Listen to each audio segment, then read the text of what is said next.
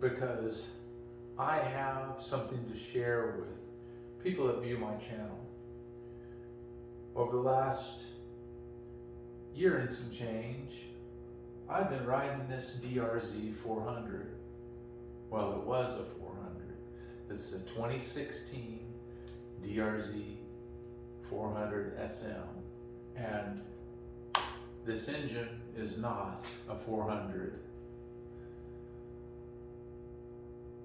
If you've watched this channel, you'll know that I built this into a 470, well, 462. The stroker crank and the big bore.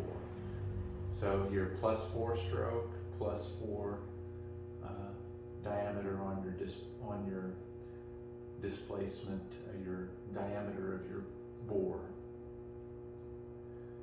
I'm excited about this, I'm sorry. I wanted to talk about this and do a review for 2,000 miles that I rode this bike with the big bore stroker engine.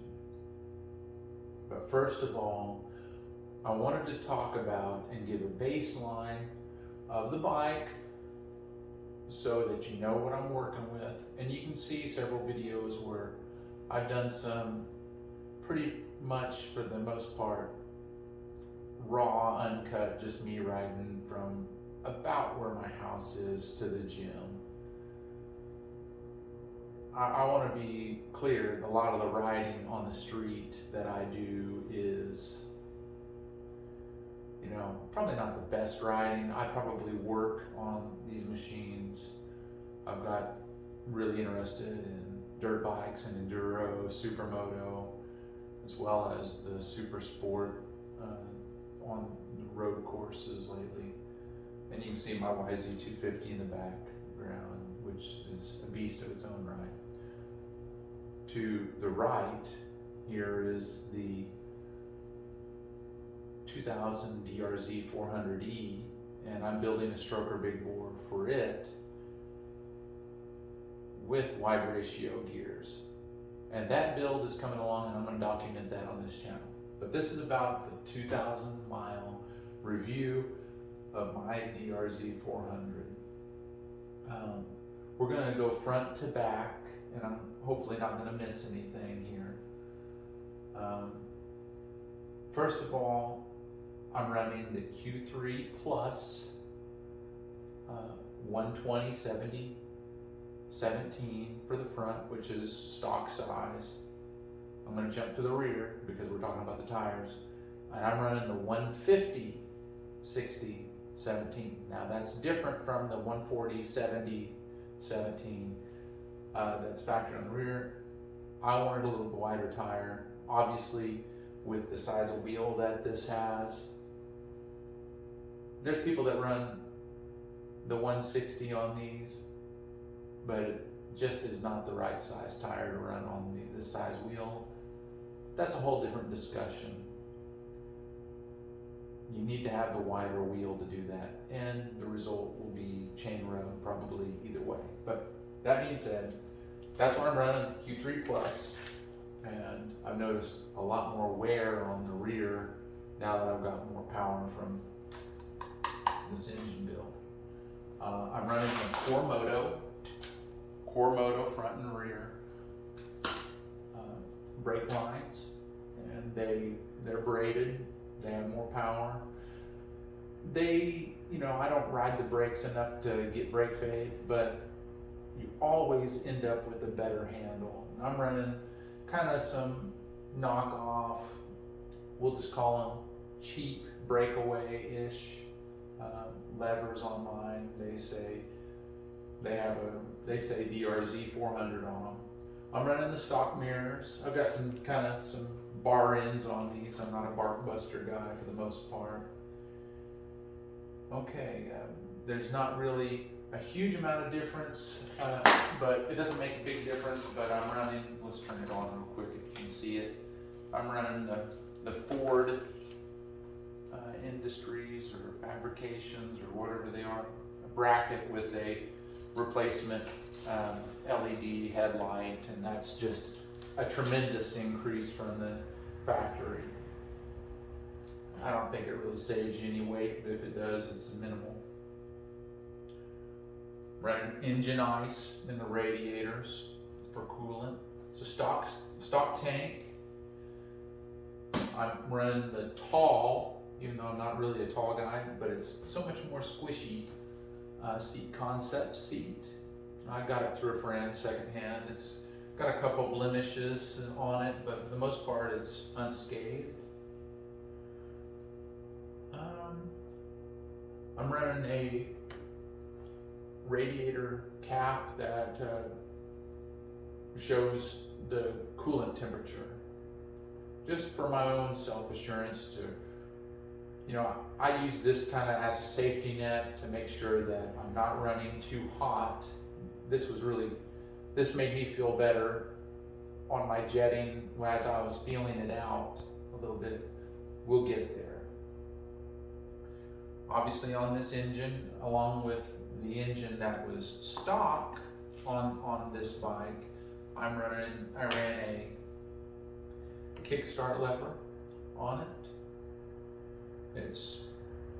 I like showing off the Kickstarter, and it's nice to have a backup plan. I am running the FMF Power Bomb header with I don't know if you can see it, but I've got a carbon fiber. This is what it came with, a Two Brothers exhaust. To do that, I had to expand using an exhaust pipe expander the union point between these two, because the FMS is a larger diameter than the factory header that these are made to go onto. That was a difficult job for me. A muffler shop could do it quite easily, but I like to do things myself. This is Dewey's Garage after all. I want to talk about the engine here. It's got the stroker crank, and it's got obviously it's the CP pistons. It's a plus 4mm displacement diameter of the piston. Again, kind of excited about it. Sorry about the terms here. And I'm running the stage 2 hot cams. There's always a big debate on the forums about this. Oh, don't do this, do this. These cams are better. Whatever. For the people that want to squeeze every last bit of horsepower out of these engines, I get it. That probably will be the route to go, to get a better cam. I'm not racing this bike. I wanted to get the benefit of that stroker crank and that larger displacement from the bore. But I wanted something that's going to be reliable. The point of doing this is to have something, a fun bike with more power. That always increases the fun factor. But when you try to get every last bit of horsepower out of these by doing every single thing you can do, your fun diminishes when you have to rebuild it or do some sort of major overhaul on it, when the fun goes from this to this. So yes, you can do a lot of head modifications. You can do, a 41mm FCR carburetor. But my objective in this build was to kind of feel it out and learn about the DRZ, like I tend to do about these bikes as I work on them.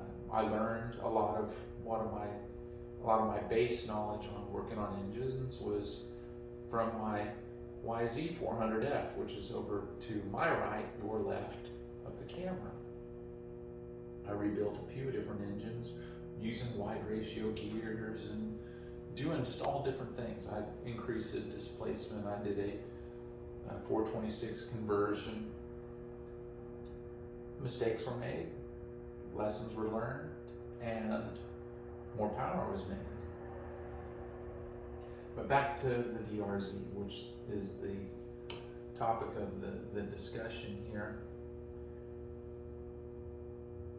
I did very mild head modifications. I got some of the casting marks out of the head. So some of the little nuances there, I removed them, I cleaned it up. Valve guide seals, very minimal, no real invasions here.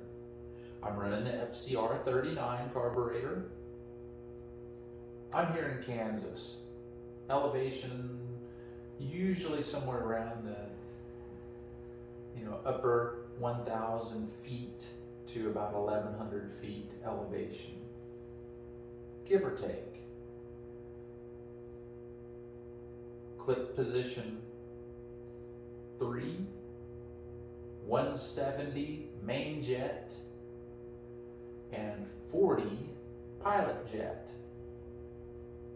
There's a lot of discussion online about, jetting, you gotta go leaner, you gotta jet down. Well, I found that true to be on the pilot jet, but on the main jet, because I'm not trying to squeeze out every last little bit of horsepower, I probably am a little bit rich in the summertime, and I'm probably about right now, which usually the riding season is for the most part over here in Kansas. This is the last day of November, but it's probably just about ideal right now for the main jet. But what I have to say about the engine and carburetor and all this right now is the top end power is no doubt increased, and it probably could be a little bit higher if I went a little leaner with this setup. But the out of the bottom end and mid-range is tremendous. If you have a stock DRZ 400, you're going to have slow acceleration. The throttle response is going to be okay, especially if you did some of the baseline carburetor mods and with the needle and whatnot. But you kind of struggle when you're going that 55, 60, 65 miles an hour speeds at being able to maintain it without giving it a lot of throttle. In some cases, I weigh 210 pounds, sometimes against wind and whatnot. That's not the case for this. A lot of people think that it feels really uncomfortable going those speeds. Now, granted, I'm running the stock Supermoto components or gears for this, so 15, 41, 15 in front, 41 in the rear. And that's fine. It's absolutely fine. I have no problem. I mean, you can see in this video also, or on my channel, where it was a pretty mild pull, because I was still somewhat in my later part of break-in time. I'd already changed the oil a couple times just to be careful on monitoring it. I did a 0 to 90 mile an hour pull with this bike, and that was, I think it was in June. This engine build was completed in March, so I was pretty mild about it. So stock gears, 65 miles an hour. It doesn't seem to be struggling. It doesn't sound like it's revving out or having trouble. It's fine. Relax. Okay. Talking about the engine, talking about the carburetor, we talked about the gearing, we talked about the exhaust, we talked about the rear tire size. And you can see also on the front here, we'll jump back, it's got a little rub on there. The previous owner, I bought this again, it would have been, what would that have been? 2020 in the spring, it was early in the spring. And they were cool, they put a few graphics here and there, and some of them were worn off. They did one of those tail tidies. There's nothing really specific to say about that. It's got the free power mod, which I performed myself, which I encourage anybody with the DRZ to do. I'm going to talk about it briefly. Basically, this wiring harness runs into your rectifier, and it runs the power that's supposed to be charging your battery back here on the rider's left side. It runs that DC current that's supposed to be charging your battery all the way through the wiring harness.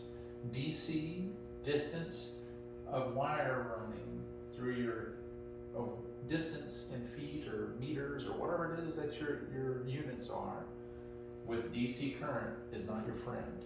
Resistance is a factor on that. It's not AC current, which can tolerate it a little better. It's DC current coming from your rectifier all the way up through all of this. And you get that resistance. Resistance is heat and loss of voltage. So you're charging from doing the free power mod, which basically means that you're going from your regulator rectifier directly to your battery. This decreases the amount of resistance that is transferred from your stator, which is running three-phase, I do believe, AC to DC. Usually 14.5 volts is what you end up with. It measures about 13.5, maybe a little bit over that with the factory setup. But you run a positive and a negative to that with a fuse, 20 amp fuse on the positive side. I use the glowy fuses so you can see if you have a problem, then a fuse will glow. But that's a big mod. I'm looking over anything. Of course, I put the cheap case saver covers on this. What else did I do? I'm looking over here real quick to make sure that I didn't leave anything out. I even left the kickstand. I left the kickstand mod alone. I want it to be able to shut off when I put the kickstand down. I'm not a big stunner. I like to do a few wheelies, but I'm not good at them. But with power, I can do some power wheelies, and that's fine with me. I don't want to destroy this bike. I really enjoy it. I've got several motorcycles, and right now it's the one that I'm enjoying the most. I rode it on the track. I rode it on the street. I might even take it to the big track. We'll see. I'll share it with you. Overall impressions. How is this engine holding up? I'm burning no oil. I'm changing my oil every 500 miles, which is probably overkill, but that gives me some of my own data, if you will. I'm not going and getting it analyzed or anything, but I can look at that oil. How dark is it getting? How, are there contaminants in it? Am I getting any shavings? Am I in the filter? Am I, what's the color? How's it holding up? Could I go a little farther? Sure. But I want to see how this engine's doing. And a couple of things will tell you that. The spark plug and the oil. Obviously what your exhaust is doing, your oil level, how does it look? I check my oil often just so I know I follow that procedure. Results. In my 470s, stroker, big bore, whatever review title I gave it. In that first review, it was what am I doing? What am I feeling from this engine? A lot more power. I'm feeling a lot more power. Did I put it on a dyno? No. Will I put it on a dyno? Maybe. I know where I'm at jetting wise. I'm not chasing high horsepower. The mid-range is where you're at most of the time if you're riding these like most of us do. That's where it's at. It's so massive. like, many of these engines, some of them, early ones were kind of geared towards winding them out, like my YZ400 over here. They were trying to mimic the power band of a two-stroke for what they could. But anybody knows the power typically starts to kind of fall off a little bit. I'm okay with that. If you're chasing what the engine can perform at wide open throttle, you're kind of missing the point on these. Is it important for it to be jetted right? Yes. My jetting is, like I say, a little bit conservative. It's not so rich that I'm showing a lot of fuel fouling or anything like that, but I'm conservative, which I'm okay with. The mid-range and the bottom end is massive. Obviously, some of that has to do with some of the FCR carburetor, the Keehan FCR carburetor with the accelerator pump, but it's tremendous. This is more like a converted supermoto that hits the gym a little bit. So it's not your thoroughbred with maximum horsepower. It's not your sprinter. It's not all that. But this thing lugs around 2 liters of liters of oil, which is massive on any of these single-cylinder engines. That speaks volumes. Your oil can tolerate more contaminants in suspension, which buys you time. More cooling capacity. Coolant isn't the only thing that cools the engine. The oil takes a role of that. Oil. I'm running Rotella T4. That's what I choose to run. Am I telling you you should run that? No. Can you? Absolutely. Could you run T6? The synthetic Rotella? Sure. Could you run the expensive oils, the Red Line, Motul, let's see, what are these other ones? Whatever ones that you want to run that oil. Change it often with this setup. Look at it. Check your oil. And you should find similar results. This was an eBay component kit that I got, and I have a build. It wasn't on this bike. I built this engine immediately after the 470 stroker build. That's on my channel. I didn't video this one. I might have put some components on my Instagram and Facebook, but be that as it may.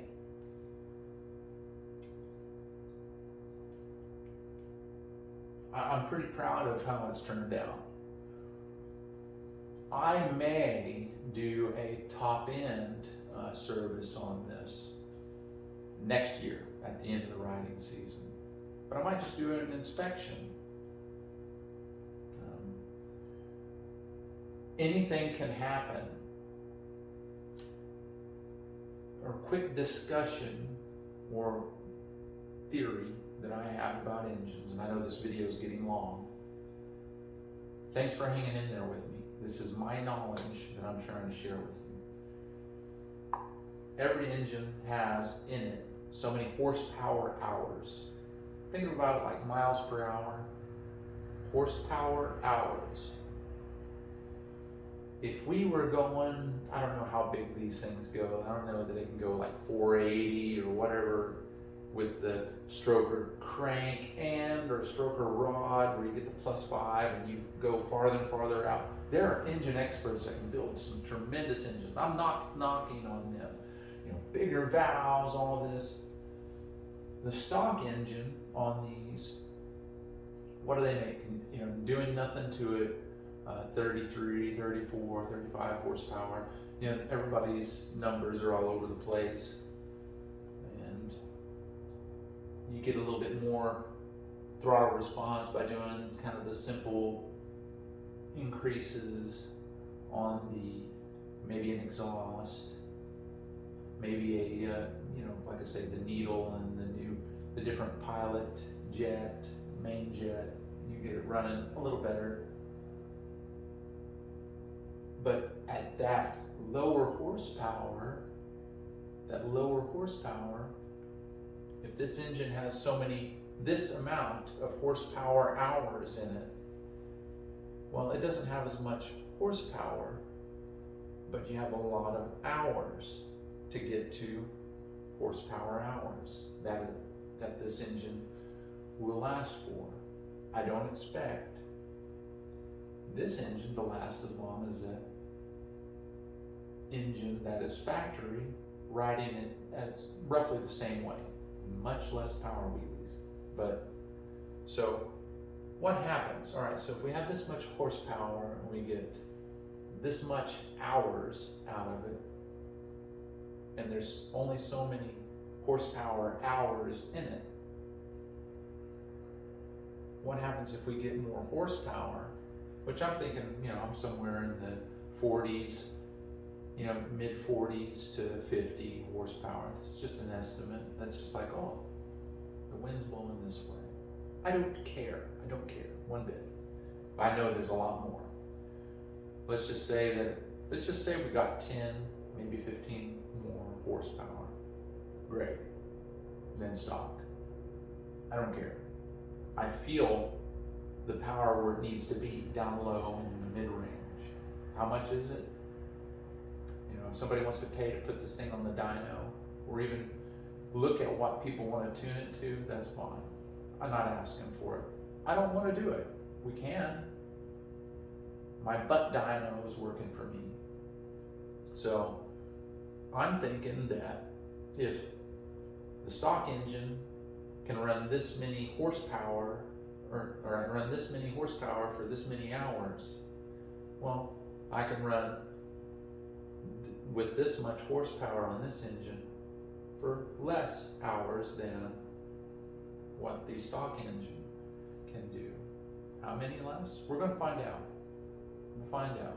I'm going to evaluate this and look at it. Okay.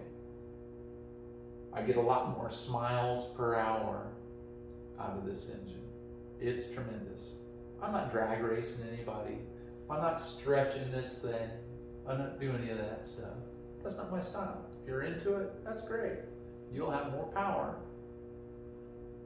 than what the stock person will have, even with an upgraded carb, if the build is done right.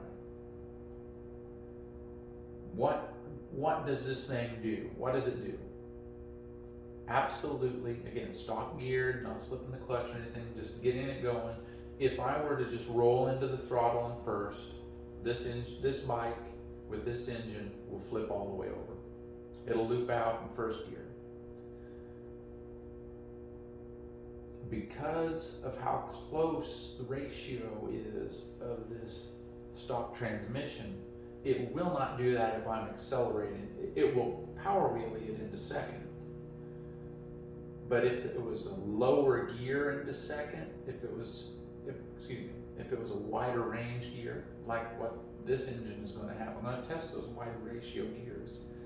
This is basically my woods vineyard off-road bike, but I will put some Supermoto wheels on it for comparison, just to decide if when I do that rebuild next year or inspection on it, whether or not I'll put that in this platform when I'm freshening it up. It wasn't an easy build, but I'm still working on that right now. It's not in here yet. It's got my stock SM engine in it. But if I roll off the throttle and let it decelerate to where that second gear would be, and I roll into the throttle quickly, again, I could loop it out pretty easily. This is just trying to gauge for you what kind of out of the hole power and maintaining power. If I get it up and I go to the moon with the throttle, it'll flip it over and I'll have a real bad day unless I'm on the rear brake real good. It'll probably fade out a lot less because I have those Quormoto brake lines. Third gear. If I load the front suspension slightly and roll into the throttle, this will ride just a nice smooth wheelie. Again, slowing the bike down to get into that low mid-range of the RPMs where it's happy, where it's got the most run it has. I have no doubt in my mind, and again, I'm not trying to be hard on this thing, that a slip or a slip of the clutch, slipping the clutch, this thing can pull out. But some of these talented riders we have that are good at doing these wheelies, they could, without yanking it real bad, they can slip the clutch and pop this thing and forth. And probably with a little bit of encouragement, again, finding that right range of speed, engine speed, fourth and fifth, no problem. I might even experiment with that when I've got my camera on my helmet. My impression, is it worth it? Well, DRZ prices have gotten crazy with the pandemic and all that stuff. But when I got this bike, I got it for, we're going to talk about how much this cost, how much it costs to do what I've done to this thing. We'll exclude the exhaust. We're talking about the engine and carburetor here. My cost for the cams, what are they, about $300 for the set, and the kit that I got that came with the bearings for the main bearings. It came with studs that I did not use. I didn't use studs. I used the factory head bolts. Oh no, what did you do? Get off me on that. I want to be able to do a top end in place. It's going to be very hard to do that with studs. This engine wasn't designed to be serviced with studs. I'd have to pull this whole thing out, probably, to be able to remove that. We're not going to get into that. I think it was about $900, not between $900 and $1,000. I bought a brand new Keihin FCR 39MX. That's between $800 and $900. I bought this bike. I bought this bike for $4,800 with 5,000 miles on it. Last year in early April of 2020.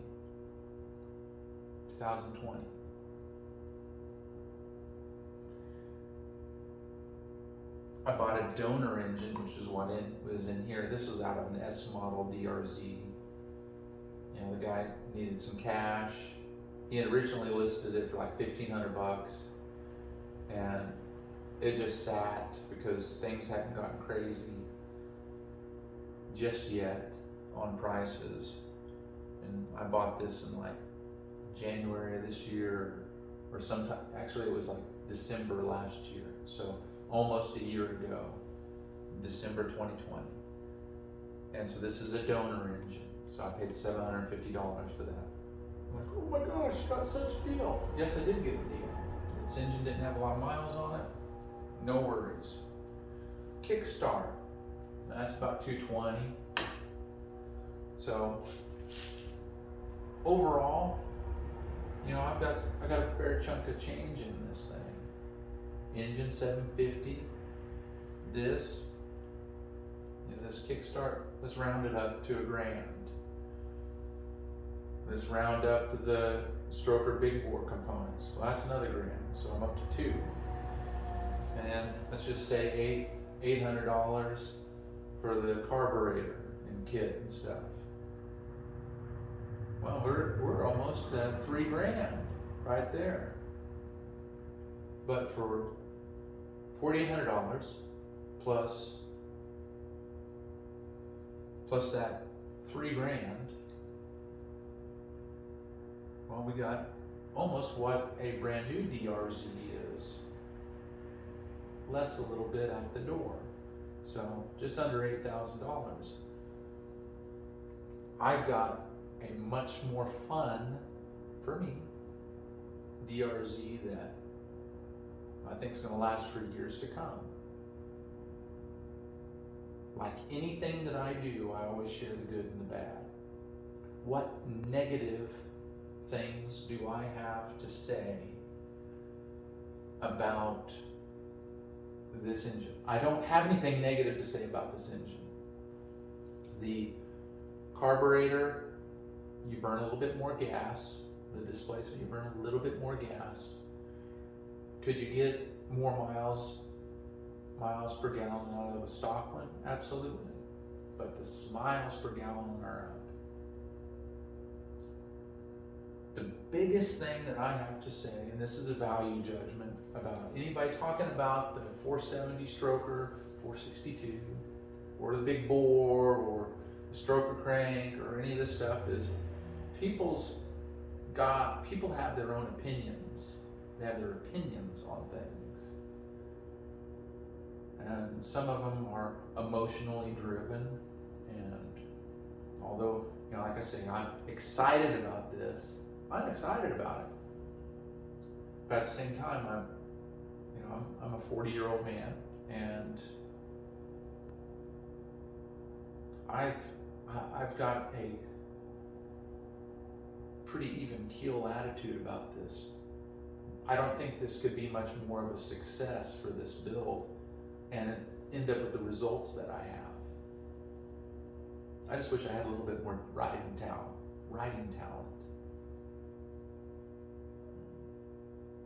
Would it be worth it to pay somebody to do this for you? If they're competent. Not everybody can be. But my conclusion is that this made this bike more fun for me than it was stock. Because again, I'm used to a similar power of a converted supermoto, and we can go into all other types of discussion about that. I've got a full suspension, so it sits a little lower. I'm running a little wider wheel on it, so I have a wider tire because it's set up for that. And it walks away. I'm pointing over here because that's where it's sitting. It walks away from this thing on the track, even as conservative of a rider than I am. Somebody that's a racer would probably say, man, I like that, but a newer one would be better, because it's a 99. It's a 99. This basically is a 99 as well, because the design is that old. But sometimes the old ways is the best ways. It's doing great, and I think it'll continue to do great. And my E-model, I think, the only thing that I'm worried about for the E-model is that it'll have too much power.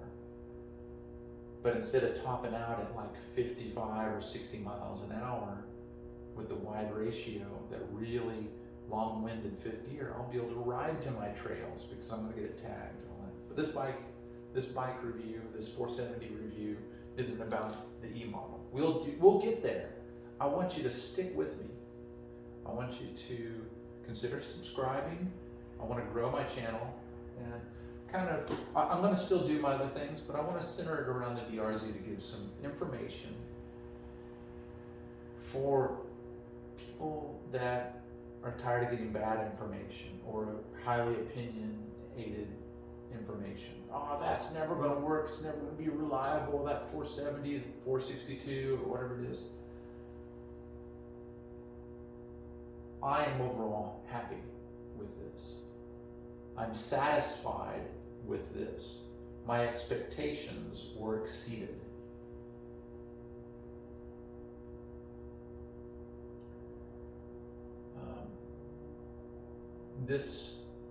this bike has really made me happy. That's why I got this other one as well, for having that purpose. Am I happy with the tires on this? Absolutely. It shortens it a little bit in the rear. Shortens the height. I've set the sag in this, and that really helped too. I'm overall satisfied, and that's what I wanted to share with you. Come back and see you next time, and we'll see what I have to say. Please subscribe. I'll try to share some other shop chats. I might just do some shop chats in the future. Let's see what happens. Comment. Give me some questions. You know, I can't tell you what your jetting's going to be, but I'll try to get you steered in the right direction. I can't rebuild it for you from around the world, but I can try to give you good advice. But stick around with me. We're going to do some great things, and I want to thank you, and we'll see you next time.